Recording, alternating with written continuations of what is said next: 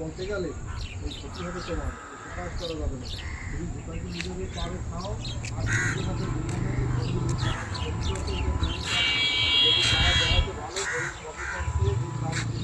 সব জানি কত টাকা থাকে, সব তো থাকে,